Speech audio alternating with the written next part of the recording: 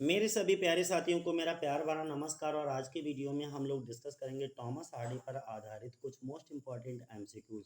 मैं पहले भी 1 से लेकर के 50 तक के एमसीक्यूज आप लोगों के साथ डिस्कस कर चुका हूं। अगर आप लोगों ने वो वीडियो नहीं देखी है तो जा करके देख लीजिए। आज के वीडियो में हम लोग डिस्कस करेंगे 51 से लेकर के 80 तक, यानी कि 51 से लेकर के 80 तक के एमसीक्यूज, जो कि सभी एमसीक्यू जो है टॉमस हार्डी की बायोग्राफी और इनके जितने भी इम्पोर्टेंट वर्क हैं उन पर सब आधारित होंगे।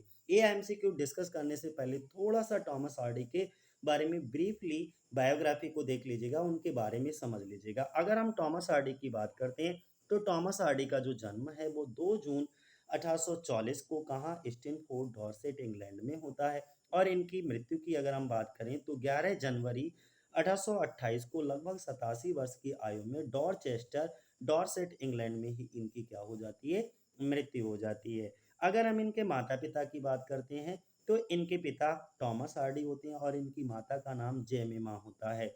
इनके पिता जो टॉमस हार्डी होते हैं वो एक स्टोन मैसन होते हैं और लोकल बिल्डर दिखाए जाते हैं। लेकिन इनकी जो माता होती हैं जेमिमा, वो वेल एजुकेटेड लेडी दिखाई जाती हैं। इनका एजुकेशन कहाँ हुआ था? एजुकेशन किंग्स कॉलेज लंदन में हुआ था। और इनकी पहली शादी किसके साथ हुई थी? एमा लेविनिया गिलफोर्ड के साथ 1874 में। और ये शादी कब तक चली? 1912 तक चली है। दूसरी शादी इनकी कब होती है?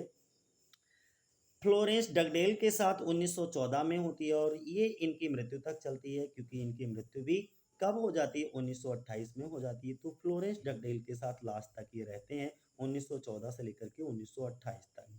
इसके बाद अगर हम ऑक्यूपेशन की बात करें तो ये जो हैं लास्ट ग्रेट विक्टोरियन पोइट दिखाए जाते हैं और नॉवलिस्ट होते हैं। अवार्ड की बात करते हैं, ऑर्डर ऑफ मेरिट इनको 1910 में मिलता है। और इनको बहुत सारी यूनिवर्सिटी से ऑनरेरी डिग्री भी मिलती हैं। कौन कौन सी यूनिवर्सिटी से? जैसे आबरडीन है, कैम्ब्रिज है और ऑक्सफोर्ड है। ठीक है, इन यूनिवर्सिटी से इनको क्या मिलता है? डिग्री मिलती है। अब हम बात करेंगे 51 से लेकर के 80 तक के एमसीक्यूज को। 51 नंबर का हमारा एमसीक्यूज कौन सा? An Elizabeth in brain and a Mary Stuart in spirit, this is a fit phrase for. मतलब क्या हुआ? जो दिमाग में एलिजाबेथ और आत्मा में मैरी स्टुअर्ट, ये जो निम्नलिखित के लिए उपयुक्त तो वाक्यांश है किसके लिए है? तो बात सेवा एवर्डीन के लिए है। किस में? फार फ्रॉम दी मैडिंग क्राउड में। अगला बात करते हैं तो हार्डी कॉल्स, ये जो टॉमस हार्डी होते हैं वो कॉल्स एलिजाबेथ जेन को क्या कह करके पुकारते हैं? This flower of nature. यानी कि टॉमस हार्डी एलिजाबेथ जेन को प्रकृति का फूल कहते हैं। एलिजाबेथ, क्वेश्चन ये पूछा गया है कि whose daughter is Elizabeth. Elizabeth जो होती हैं वो किसकी पुत्री होती हैं? तो सेलर न्यूसन की पुत्री होती हैं। किसकी? सेलर न्यूसन की। अब अगर हम बात करते हैं 53 पर, एगडन हीथ नाम का एक जगह होता है, तो उसी के बारे में एक कमेंट किया था डफिन के द्वारा। क्या कमेंट किया गया था जरा समझना प्यार से। एग Egdon is not only the scene of the tale. पहली बात तो ये एगडन के बारे में बोली गई थी कि एगडन हीथ केवल कहानी का दृश्य नहीं है, ये क्या है फिर? इट डोमिनेट करता है द प्लॉट। ये जो हमारा नॉवेल होते हैं, उपन्यास होते हैं, उसके प्लॉट को भी डोमिनेट करता है। डिटरमाइन द कैरेक्टर्स, और जो कैरेक्टर होते हैं उस नॉवेल में उनको भी डिटरमाइन करता है। एगडन हीथ इज सेंटेंट। एगडन हीथ क्या है? एक सेंटेंट है, संवेदनशील है। सेंटेंट का मतलब होता है संवेदनशील होना। इट फील्स, ये फील कर सकता है। इट स्पीक, ये बोल सकता है। इट स्लेज, ये स्लेज, स्लेज का मतलब होता है मारना, किसी को ये मारता है। एगडन हीथ के बारे में हुज कमेंट इज दिस, ये कमेंट किसका है? अबाउट एगडन हीथ, एगडन हीथ के बारे में तो किसका है? डफिन का है। ये ऑप्शन हमारा क्या होगा? सही होगा। एक बहुत प्यारा सा कमेंट है, पूछा भी जाता है हमारी पीजीटी के एग्जाम में कि as flies of wanton boys. As flies, यहाँ पे फ्लाइज का मतलब क्या है? मधुमक्खियाँ। एज जैसे, जैसे मधुमक्खियाँ। वांटन बॉयज क्या होते हैं? जैसे बेकाबू लड़के नहीं होते, उनके लिए बोला जाता है as flies to wanton boys, so are B to the gods. जैसे मधुमक्खियाँ बेकाबू लड़कों के लिए होती हैं, वैसे ही हम देवताओं के लिए होते हैं। So are B to the gods का मतलब वैसे ही हम देवताओं के लिए होते हैं। दे किल अस फॉर देयर स्पोर्ट्स, यानी कि वो क्या कहते हैं? दे किल अस, वे हमें अपने मनोरंजन के लिए मारते हैं। फिर क्या कहा गया है कि Hardy coated these lines, Hardy ने इन लाइंस को कोटेड किया है। Shakespeare's of Shakespeare in the preface of the one novels, which novel is this. आपको ये बताना है कि जो टॉमस हार्डी हैं, टॉमस हार्डी ने अपने एक उपन्यास का जो प्रस्तावना दी थी, प्रस्तावना में शेक्सपियर की इन पंक्तियों को लिया है, वह उपन्यास कौन सा है, ये आंसर करना है। चार ऑप्शन आपके सामने दे रखे हैं कि कौन से उपन्यास की बात कर रहे हैं। टेस ऑफ डी अवरवल्स की बात कर रहे हैं, ठीक है। यानी कि सी ऑप्शन हमारा क्या होगा, सही होगा। क्या कहा गया है, एक बार कहो तो मैं फिर से रिपीट कर दूं। कहा यह गया है कि जैसे मधुमक्खियां बेकाबू लड़कों के लिए होती हैं, वैसे ही हम देवताओं के लिए होते हैं। वे हमें अपने मनोरंजन के लिए मारते हैं। हार्डी ने अपने एक उपन्यास की प्रस्तावना में शेक्सपियर की इन पंक्तियों को उद्धृत किया है। एक कौन सा उपन्यास है, आपको ये बताना है। टेस ऑफ डी अबरवल्स, यानी कि सी ऑप्शन हमारा।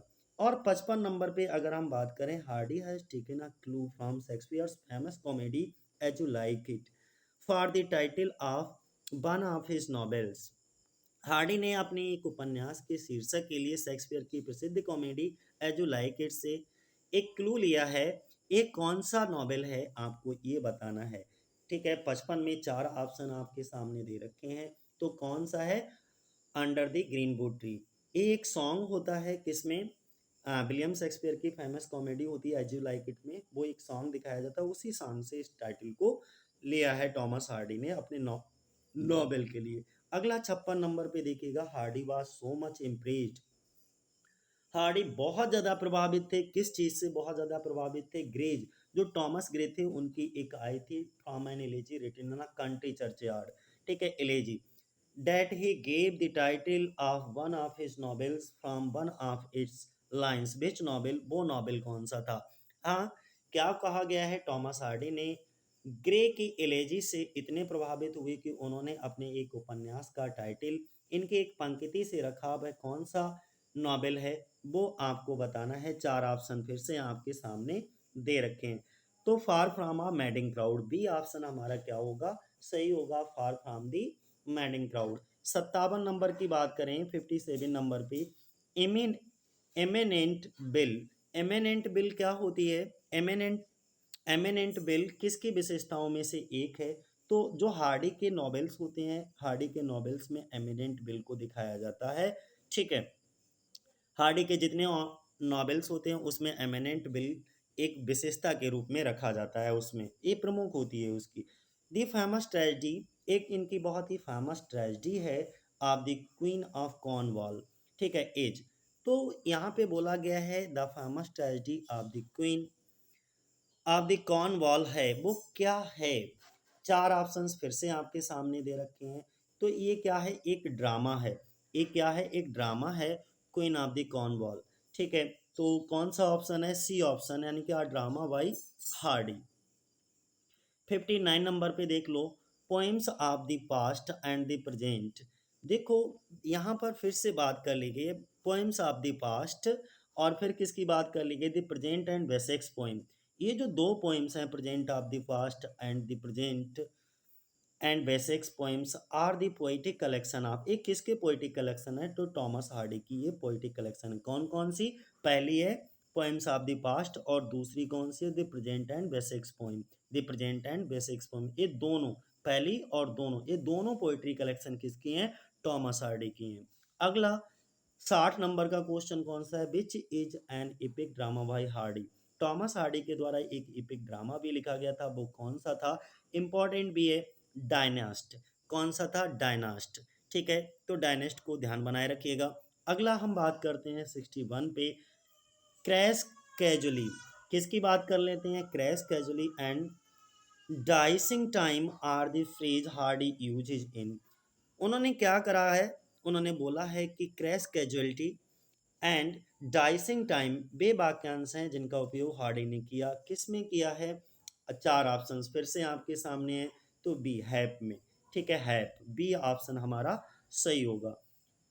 नेक्स्ट क्वेश्चन कौन सा है, 52 पे, for the last 30 years of his life, अपने जीवन के अंतिम 30 सालों तक Thomas Hardy did not right, Thomas Hardy ने कुछ भी नहीं लिखा। तो क्या नहीं लिखा उन्होंने? कुछ भी उपन्यास, यानी कि क्वेश्चन एक कहा गया है कि अपने जीवन के अंतिम 30 वर्षों में टॉमस हार्डी ने कुछ नहीं लिखा 62 में। तो कुछ नहीं लिखा मतलब बी है हमारा ऑप्शन, यानी कि नॉवेल्स को नहीं लिखा था। अगला क्वेश्चन क्या है? 63 नंबर पे अगर हम बात करें, darkling thrush is the poem by Hardy.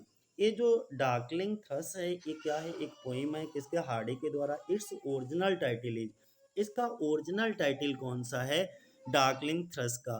तो इसका ओरिजिनल टाइटल आपको बताना है। फिर से बेटा चार ऑप्शन आपके सामने दे रखे हैं। A, by the century death wed 19।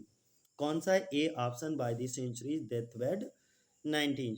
इसके बाद हम बात करते हैं 64 पे। The darkling thrush and hap are the poems of. ये दोनों पोइम्स किसकी हैं? तो टॉमस हार्डी की ये दोनों पोइम्स हैं। नेक्स्ट क्वेश्चन हमारा कौन सा है? Hardy choose the title under the green wood tree. Hardy जो है चूज करते हैं टाइटल को under the green wood tree. कहाँ से चूज करते हैं? तो हम पहले ही बता चुके हैं, एक सॉन्ग होता है शेक्सपियर का एज यू लाइक इट, वहां से चूज करते हैं। तो ए ऑप्शन हमारा क्या होगा?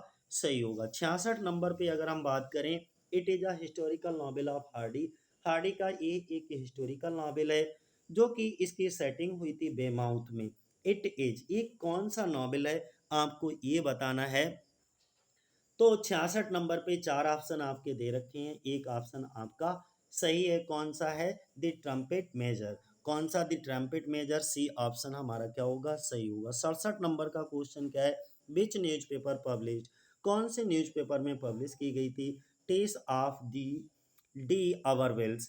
टेस ऑफ दी डी अवरवेल्स को कौन से न्यूज़पेपर में पब्लिश किया गया था? फिर से चार ऑप्शन आपके सामने दे रखे हैं, चारों में से एक ऑप्शन सही है। दी ग्राफिक्स में, किसमें? दी ग्राफिक्स में, बी। इसके बाद 68 पे देखिएगा, दी इन ज्यूड दी ऑब्सक्योर सू मैरिज।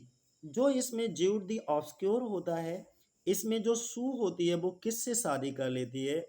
सू जो है वो किससे शादी कर लेती है? तो मिस्टर फ्लॉटसन होते हैं उससे शादी कर लेती है। किससे? मिस्टर फ्लॉटसन से। ध्यान बनाए रखना है, ये बहुत ही इंपॉर्टेंट क्वेश्चन है। ज्यूड द ऑब्सक्योर में सू किससे शादी करती है? मिस्टर फ्लॉटसन से। अगला 69 नंबर का क्वेश्चन कौन सा है? Who is the son of Arabella and Jude. Arabella और जूड का सन कौन सा होता है? ये अनवांटेड सन होता है, लेकिन उसका बाद में नाम ये दोनों लोग रख लेते हैं। क्या नाम रखते हैं? लिटिल फादर टाइम नाम रखते हैं उसका। ठीक है, बहुत सुस्त सा बच्चा रहता है ये। ठीक है, बहुत ज़्यादा एक्टिव नहीं होता है, और लास्ट में ये अपने दोनों भाइयों को, यानी कि दो सिबलिंग्स और होते हैं उनके, उनको मार भी देता है अपनी पारिवारिक कंडीशन के कारण। बड़ी भयावह इसकी कहानी है, बहुत भयंकर ट्रेजेडी दिखाई जाती है इसमें। 70 नंबर का क्वेश्चन होता है, हार्डी का दी डायनास्ट है a drama of a Napoleonic wars is. यानी कि जो हार्डी का द डायनेस्ट है a drama of the Napoleon wars, इसमें क्या है? ये किस तरीके का ड्रामा है? तो ध्यान बनाए रखना, ये एक क्लॉसेट ड्रामा है। एक कैसा ड्रामा है दोस्तों? एक क्लॉसेट ड्रामा है। और आगे एक और चीज लिखी है, क्लॉसेट ड्रामा होने के साथ साथ इसको ब्लैंक वर्स में लिखा गया है। तो कौन सा ऑप्शन हमारा सही होगा? बी ऑप्शन हमारा सही होगा, यानी कि closet drama in blank verse. Closet drama क्या होता है? ऐसा ड्रामा जो सिर्फ पढ़ने के लिए लिखा जाता है, ना कि खेलने के लिए। ठीक है। अब 71 नंबर का क्वेश्चन कौन सा होता है? Hardy was much influenced. Hardy जो होते हैं, टॉमस हार्डी, वो बहुत ज़्यादा प्रभावित होते हैं बाय द ट्रिस्टन एंड इसाल्ट। जो टॉमस हार्डी होते हैं वो ट्रिस्टन और इसाल्ट से बहुत प्रभावित थे। इसका परिणाम उनके जो पद्य के लेखक हैं, यानी कि वर्स प्ले हैं, उसमें भी देखने को मिलता है। नेम दी प्ले, उस प्ले का आपको नाम बताना है। तो उस प्ले का नाम कौन सा है? बी ऑप्शन हमारा सही है, a famous tragedy of the queen of Cornwall. A, यानी कि ये इसमें आपको देखने को मिलेगा, और इनके दो कैरेक्टर से बहुत ज़्यादा प्रभावित थे, ट्रिस्टन और इसाल्ट से। अगला हम बात करेंगे नेक्स्ट 72 नंबर पे, justice was done and the President of the Immortals. Where does this line appear. ये लाइनें दोस्तों कहाँ से ली गई हैं? ये लाइनें दोस्तों कहाँ से ली गई हैं? टेस ऑफ डी अबरवल से ली गई हैं। ठीक है, ए ऑप्शन हमारा सही है। नेक्स्ट क्वेश्चन 73 नंबर पे, love is a possible strength in a actual weakness. बहुत प्यारी सी लाइन है। कहा गया प्यार एक वास्तविक कमजोरी में भी एक संभावित ताकत है। प्यार एक वास्तविक कमजोरी में एक संभावित ताकत है। ये लाइन कहाँ से ली गई है? तो ये लाइन दोस्तों 53 में आपको बताना है। चार ऑप्शन आपके सामने दी गई हैं। तो यह कहीं पर दिया होगा far from the madding crowd, यानी कि सी ऑप्शन हमारा सही है, far from the madding crowd. 74 number पे क्वेश्चन है हमारा, done because we are too many. क्या कहा गया है? इन्होंने ये कहा है सीधे से, डन। डन का मतलब होता है किसी चीज को कंप्लीट कर लेना। ठीक है, किसी चीज को कंप्लीट करना, किया गया। बिकॉज क्योंकि वी आर टू मैनी, हम बहुत ज्यादा हैं। और इसके कुछ, don't do an immoral thing for moral reason. ये लाइन बहुत इंपॉर्टेंट है, don't do an immoral thing for moral reason, यानी कि नैतिक रीजन से, जो हमारे नैतिक कारण से अनैतिक काम ना करें। इसका मतलब क्या हुआ? यानी कि नैतिक कारणों से कोई भी अनैतिक काम ना करें। आर दी पॉपुलर लाइन, ये बहुत ही प्रसिद्ध लाइन है, डेट अपीयर्स इन, और ये किस में दिखाई जाती है? तो दोस्तों किस में होती है? सी, ज्यूड दी ऑब्सक्यूर में इसको दिखाया जाता है। ठीक है, ट्रेजिक हीरो इसका ज्यूडी होता है। नेक्स्ट क्वेश्चन हमारा कौन सा है? The name of Alec and Tess, illegitimate child in Hardy's Tess of the d'Urbervilles as. क्या कहा गया है इसमें? आपको नाम बताना, Alec and Tess, illegitimate child होता है ये एक हार्डीज के। Tess of the d'Urbervilles में इज क्या है? वो सारो, सारो दुख। ठीक है, सारो यानी कि दुख, ध्यान बनाए रखना है इसका। 75 नंबर पे, हार्डी के टेस ऑफ दी अवरवेल्स में एलिक और टेस की नाजायज संतान का नाम है, और जिसमें जो नाजायज संतान है वो कैसी है? सारो। अगला हम किसकी बात करेंगे? नेक्स्ट बात करेंगे 46, यानी कि 76 की। Far from the madding crowd originally appeared anonymously as monthly serial. जो far from the madding crowd था वो मूल रूप से अनोनमसली रूप से एक मंथली सीरियल में पब्लिश हुआ था। मंथली सीरियल इसे कहते हैं, मास जो महीने के धारावाहिक नहीं होते, नाटक, इसके रूप में प्रकाशित हुआ था। तो किस में? कॉर्न हिल मैगजीन थी हमारी। कौन सी? Cornhill magazine. A option हमारा क्या होगा? सही होगा 75 का। अब 76 नंबर, 75 नहीं, ये 76 नंबर का है। ठीक है, तो 75 और 76 दोनों की ए है। 77 नंबर पे क्या है? यानी कि 77 पे देखो, और ये हमारा लास्ट क्वेश्चन है इस वीडियो का। The first novel of Hardy is, बहुत मोस्ट इंपॉर्टेंट है। देखो हमारा कोई भी एग्जाम होता है तो उसमें कोई अनफिनिश्ड नॉवेल पूछा जाता है, ये टाइटल इन्होंने कहाँ से लिया, किसके वर्क से लिया, ये पूछ लिया जाता है। या इनका लास्ट नॉवेल कौन सा था, या इनका जो है एक आध, अगर इन्होंने कोई प्ले वगैरह लिखा होता है, ड्रामा वगैरह लिखा होता है, तो पूछ लिया जाता है। जैसे डायनेस्ट के बारे में पूछ लिया गया कि ये क्या है, किस में लिखा गया।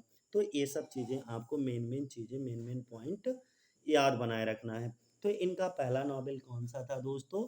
तो डिस्परेट रेमेडीज था। कौन सा? ध्यान बनाए रखना, डिस्परेट रेमेडीज। डी ऑप्शन हमारा क्या होगा इसका? सही होगा।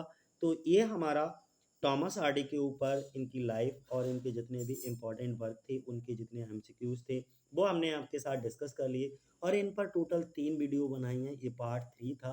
ठीक है, बाकी के 2 पार्ट भी हैं, उनको भी देख लीजिएगा। आपका काफ़ी हद तक जो कॉन्सेप्ट है टॉमस हार्डी के बारे में वो क्लियर हो जाएगा। तो आज के लिए इतना ही। जय हिंद, जय भारत।